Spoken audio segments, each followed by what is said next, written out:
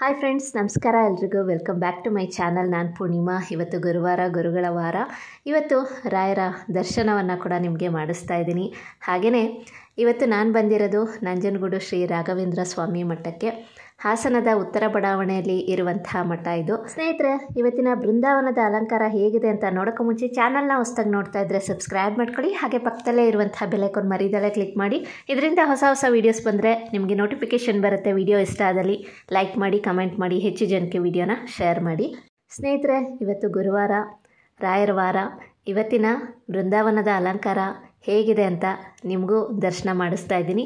ಹಾಗೆಯೇ ಇವತ್ತು ಪುಷ್ಯ ನಕ್ಷತ್ರ ಬಂದಿದೆ. ಗುರುವಾರ ಪುಷ್ಯ ನಕ್ಷತ್ರ ಬಂದರೆ ನಿಮಗೆಲ್ಲ ಗೊತ್ತಿದೆ ಅಲ್ಲ, ಗುರು ಪುಷ್ಯಾಮೃತ ಯೋಗ. ಹೌದು, ತುಂಬಾ ಶುಭ ದಿನ ಇವತ್ತು. ಇವತ್ತು ಬೃಂದಾವನದ ದರ್ಶನವನ್ನು ಮಾಡಿದರೆ ತುಂಬಾ ಒಳ್ಳೆಯದು.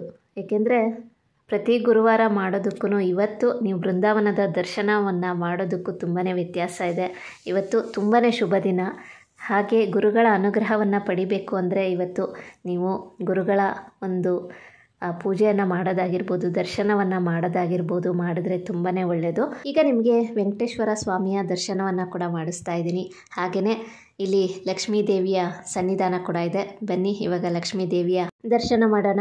ಸ್ನೇಹಿತರೆ, ಇವತ್ತು ಗುರುಪುಷ್ಯಾಮೃತ ಯೋಗ ಇದೆ ಅಂತ ಹೇಳಿದೆ. ಪ್ರತಿಯೊಬ್ಬರೂ ಕೂಡ ರಾಯರ ಮಠಕ್ಕೆ ಹೋಗಿ ಬೃಂದಾವನದ ದರ್ಶನವನ್ನು ಮಾಡ್ಕೊಂಬನ್ನಿ. ಗುರುಗಳ ಅನುಗ್ರಹಕ್ಕೆ ಪಾತ್ರರಾಗಿ ಅಂತಲೇ ಹೇಳ್ತೀನಿ.